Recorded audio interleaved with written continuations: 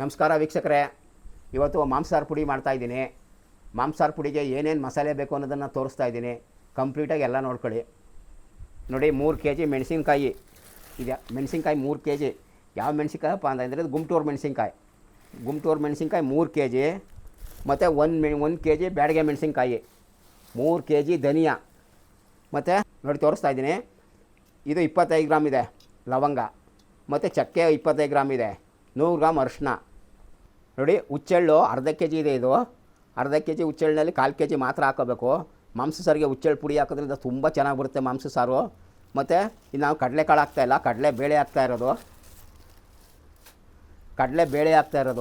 ಯಾಕಪ್ಪ ಅಂತಂದರೆ ಮಾಂಸಾಹಾರ ಪುಡಿ ಕಡಲೆ ಕಾಳು ಹಾಕ್ಬಿಟ್ರೆ ಒಂಥರ ಕಪ್ಪು ಬರುತ್ತೆ ಪುಡಿ, ಅದರಿಂದ ಕಡಲೆಬೇಳೆ ಹಾಕ್ತಾಯಿರೋದು. ಹಾಗೆ ನೋಡ್ಕೋತಾರೆ, ಎಲ್ಲ ತೋರಿಸ್ತೀನಿ. ನೋಡಿ, ಹುರ್ಕೋತಾ ಇದ್ದೀನಿ.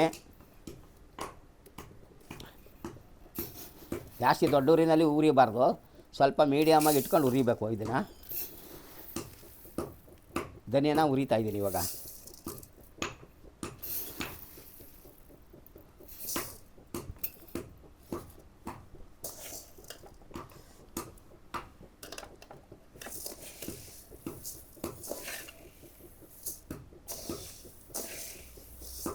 ನೋಡಿ, ಇಷ್ಟು ಹುರಿದ್ರೆ ಸಾಕು. ಕೊತ್ತಂಬರಿ ಬೀಜ ಸೀಬಾರ್ದು. ಇದೇ ಥರ ಇಷ್ಟು ಹುರಿದ್ರೆ ಸಾಕು. ಧನಿಯಾ ಹುರಿದಾಯ್ತು. ಇವಾಗ ಅರಿಶಿನ ಹುರಿತಾ ಇದ್ದೀನಿ.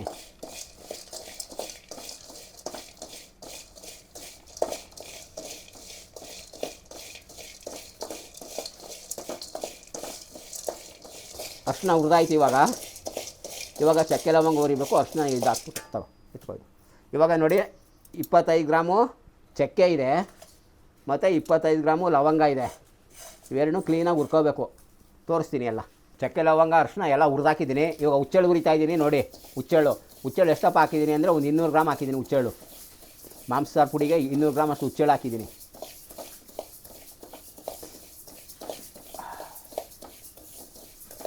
ಹುಚ್ಚೆಳ್ಳು ಹುರಿದಾಗಿದೆ ನೋಡಿ, ಚೆನ್ನಾಗಿ ಹುರಿದಿದ್ದೀನಿ. ಇದನ್ನು ಆಯಿತು, ಇದು ಹುರಿದು.